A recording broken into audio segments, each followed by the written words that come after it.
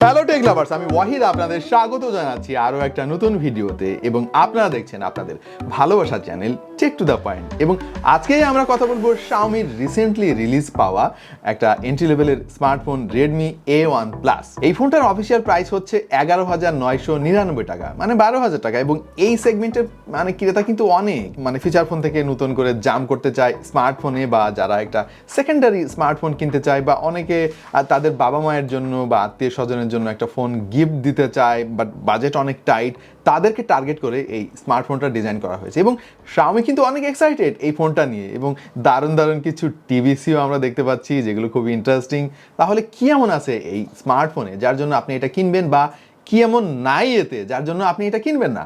আমরা এই ব্যাপারগুলো নিয়ে আজকে কথা বলবো। চলুন শুরু করে ফেলি আমাদের আজকের ভিডিও। প্রথমেই তো এটার ডিজাইন নিয়ে কথা বলতে হয়, কারণ ফোনটা হাতে নিয়েই আমার নজরে পড়েছে এর চমৎকার ডিজাইন এবং স্লিম বডি। পেছনে তারা লেদার ফিনিশ দেওয়ার চেষ্টা করেছে, যদিও এটা পলিকার্বনেটের তৈরি, মানে এক ধরনের উন্নত মানের প্লাস্টিক। আর এর ক্যামেরা হাউজিংটা খুবই সিম্পল রাখার চেষ্টা করা হয়েছে, মাত্র 2টা সেন্সর তারা দিয়েছে, সেই সাথে ডুয়াল টোনের ফ্ল্যাশও তারা ব্যবহার করেছে। ফোনটা হাতে নিয়ে যেটা বুঝলাম, এর ওয়েট ব্যালেন্স খুবই চমৎকার, খুবই স্লিম, মাত্র 9.09 মিলিমিটার, আর এর ওজন মাত্র 192 গ্রাম। আর এইটা ইউনিবডি ডিজাইনের, মানে আলাদা কোনো ফ্রেম নেই, ব্যাক কভারের সঙ্গেই মার্জ করা রয়েছে এর ফ্রেম। পেছনে এক ধরনের টেক্সচার আপনি খেয়াল করবেন, এবং যেটার কারণে হাতে ধরতে কিন্তু খুবই কমফোর্টেবল লাগছিল আমার কাছে, এবং প্রিমিয়াম একটা ফিল আমি পাচ্ছিলাম এর কাছ থেকে। ফোনের ডিসপ্লের দিকে তাকালেই প্রথমে আপনি দেখবেন এখানে ডিউড্রপ নচ ব্যবহার করা হয়েছে, এবং এর চারিদিকে বেজেলের পরিমাণ বেশ ভালোই নজরে পড়বে আপনার। বিশেষ করে বটম চিনটা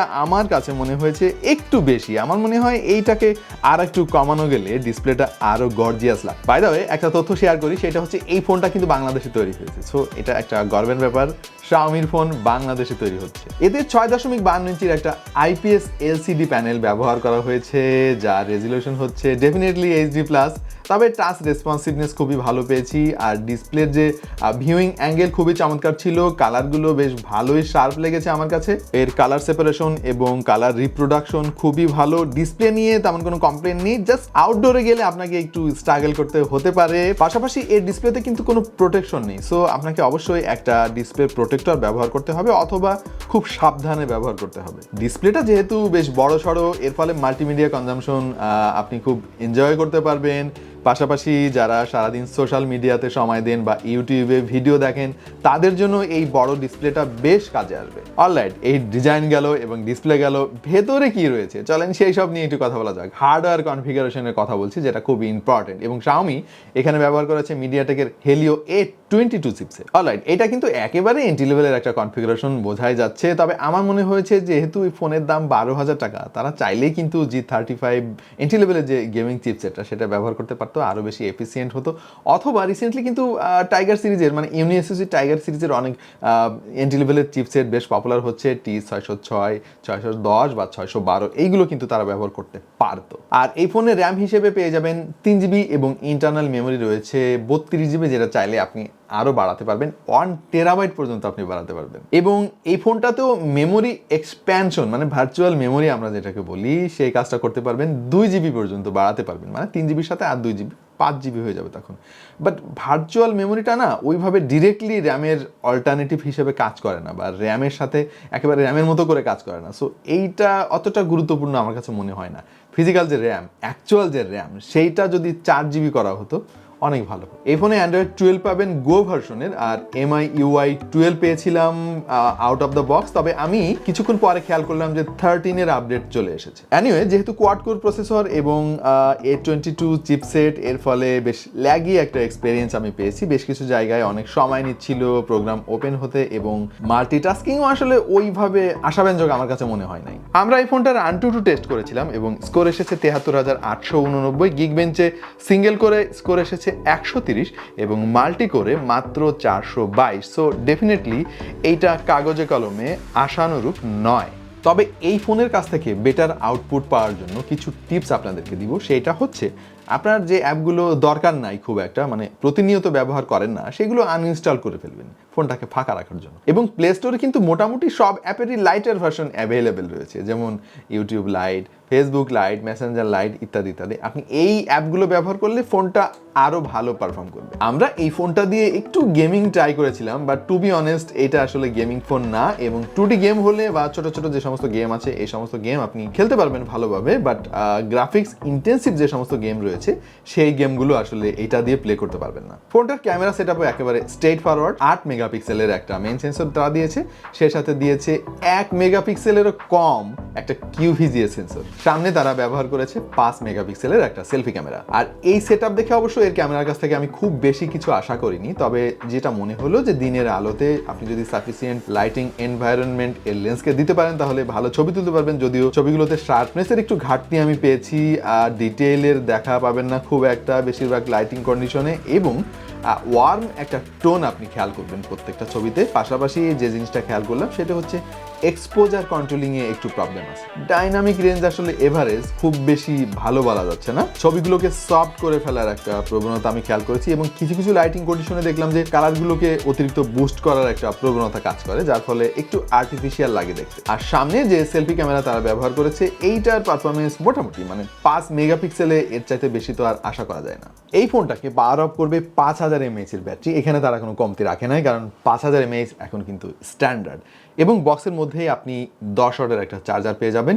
এই চার্জার দিয়ে ফোনটাকে ফুল চার্জ করতে সময় লাগবে 2 ঘন্টার একটু বেশি। আমরা কিন্তু ব্যাটারি ব্যাকআপ খুবই ভালো পেয়েছি। আর একটা পজিটিভ দিক হচ্ছে এই ফোনে কিন্তু হিটিং ইস্যু খুব একটা আমরা খেয়াল করিনি। ইভেন চার্জিং এর সময়ও দেখলাম ফোনটা বেশ ঠান্ডাই আছে, বেশ ভালো লাগছে ব্যাপারটা। ফোনের ফিঙ্গারপ্রিন্ট সেন্সরটার পজিশন ঠিকঠাকই আছে এবং বেশ ভালোই কাজ করেছে বলতে গেলে। 90% টাইমে বেশ অ্যাকুরেটলি ফোনটা ওপেন করতে পেরেছে। বাট প্রবলেম হচ্ছে সেন্সরটা অনেক ছোট। আমার মনে হয় এই কাজটা Xiaomi না করলেও পারতো। পাশাপাশি এর লাউড স্পিকার গ্রিলটা এইবার ইমপ্লিমেন্ট করা হয়েছে ওপরের দিকে, যেটা ইউনিক লেগেছে আমার কাছে। বাট এটা সাউন্ড কোয়ালিটি না, মানে অতটা প্রোনাউন্সড না।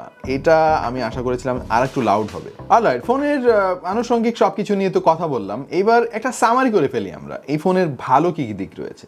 ওয়েল, Xiaomiর একটা প্রোডাক্ট, এর ওয়ার্কম্যানশিপ খুবই ভালো, সলিড একটা ফিল পাবেন, অনেক দিন পর্যন্ত ব্যবহার করতে পারবেন। এবং আমার মনে হয় যে ইন্টারন্যাশনাল ব্র্যান্ডগুলোর সাথে যদি আমি কম্পেয়ার করি, যেগুলো বেশ ভালো অবস্থানে রয়েছে সারা পৃথিবীতে, তাদের ফোনগুলোতে dual camera setup, fingerprint sensor, তারপরে এত চমৎকার ডিজাইন, এত বড় একটা ডিসপ্লে, সেই সাথে 3GB RAM, 32GB internal memory, এই সব কিছু কিন্তু এক প্যাকেজে পাওয়া সম্ভব নয়। দেখা যাচ্ছে যে কোনো কোনো কোম্পানিতে, বিশেষ করে আপনি যদি Xiaomiর প্রতিদ্বন্দ্বী অন্যান্য যে সমস্ত কোম্পানি রয়েছে তাদের দিকে একটু তাকান, দেখবেন যে সব কিছুই আছে কিন্তু ফিঙ্গারপ্রিন্ট সেন্সরটা নাই, বা পেছনে সিঙ্গেল ক্যামেরা, অথবা এত বড় ডিসপ্লে নাই। কোনো না কোনো দিক দিয়ে একটু কমতি থাকে। বাট Xiaomi চেষ্টা করেছে যে এই অল্প বাজেটেও মোটামুটি সব কিছু দেওয়ার জন্য। সো এটা খুব ভালো একটা ডিল হতে পারে। আসলে চমৎকার একটা ডিজাইন, বেশ বড়সড় ডিসপ্লে এবং দীর্ঘস্থায়ী টেকসই, এই সমস্ত জিনিস চিন্তা করলে এটা এই মার্কেটে বেশ ভালো একটা ডিল হতে পারে। যদি, এবার আমি বলবো যে কি জিনিসের কমতি রয়েছে, যদি আপনি কিছু জিনিস কম্প্রোমাইজ করতে পারেন। যেমন এখানে দুর্বল একটা চিপসেট ব্যবহার করা হয়েছে 2022 সালে এসে। কোয়াড কোর সিপিইউটা আমার কাছে অ্যাকসেপ্টেবল লাগে নাই। ক্যামেরার ছবির কোয়ালিটি আর একটু ইমপ্রুভ করতে পারতো। পেছনে যে ফিঙ্গারপ্রিন্ট সেন্সর রয়েছে এইটার সাইজটা আর একটু বড় করতে পারতো। লাউড স্পিকারটা আর একটু লাউড করতে পারতো, তাহলে এইটা একদম মানে 100তে 100 মার্ক দেওয়ার মতো হতো আর কি। বাকিটা আপনার চয়েস। এই ফোনটা মূলত কারা কিনবেন? যাদের সেকেন্ডারি একটা ফোন দরকার, বা বাবা মায়ের জন্য একটা ফোন দরকার, যাদের আসলে এই সমস্ত গেমিংয়ের অভ্যাস নাই বা তাদের এত কিছু দরকার হয় না, তাদের জন্য এই ফোনটা বেশ ভালো চয়েস হতে পারে। অথবা আপনি যদি ফিচার ফোন ব্যবহার করেন বাট আপনি সুইচ করতে চাচ্ছেন, আপনার বাজেট খুবই টাইট, তাহলে খুব ভালো ব্র্যান্ড ভ্যালু আছে এরকম একটা কোম্পানির ফোনগুলো যদি আপনি চুজ করতে চান, সেই ক্ষেত্রে কিন্তু Xiaomiর A1 প্লাসটা সবার সামনে চলে আসবে। বাই দ্য ওয়ে, আরেকটা তথ্য এখানে আমি শেয়ার করে রাখি, Xiaomi A1 নামে আরেকটা ফোন কিন্তু আসতে চলেছে, যেটা দারাজের যে 11/11 ক্যাম্পেইন রয়েছে সামনে, সেখানে রিলিজ হবে। এই ফোনটার দাম কিন্তু খুবই চমৎকার হবে আমি যতদূর জানতে পেরেছি, ডেফিনেটলি এর চাইতে কম। যেখানে ফিঙ্গারপ্রিন্ট সেন্সর নাই, যেটা আমি বুঝতে পারলাম Xiaomiর ওয়েবসাইট ঘেটে। এই ফোনটার দাম এখনো পর্যন্ত কনফার্ম হয় নাই, বাট 11/11 হয়তো আপনারা খুব ভালো একটা ডিলে সেই ফোনটা পেয়ে যাবেন। তো প্রিয় দর্শক, কেমন লাগলো আমাদের আজকের ভিডিও, এবং কেমন লাগলো Xiaomi Redmi A1 Plus এই ফোনটা? এই ফোনের দাম হিসেবে আপনার কাছে কোন ফিচারটা কমতি রয়েছে বলে মনে হলো, একটু আমাদেরকে কমেন্টে জানিয়ে দিন। আমাদের কি মনে হলো সেটা তো শেয়ার করলাম। আর আমাদের চ্যানেলে যারা সাবস্ক্রাইব করেননি, সাবস্ক্রাইব করে নোটিফিকেশনে একটা গুতা দিয়ে দিন। আর ভিডিওটা যে দেখলেন তার একটা প্রমাণ রাখতে হবে না, লাইক বাটনে একটা প্রেস করে দেন। দেখা হয়ে যাবে অন্য কোনো ভিডিওতে ভিন্ন কোনো বিষয় নিয়ে। সেই পর্যন্ত সবাই ভালো থাকুন, সুস্থ থাকুন আর দেখতে থাকুন টেক টু দ্য পয়েন্ট।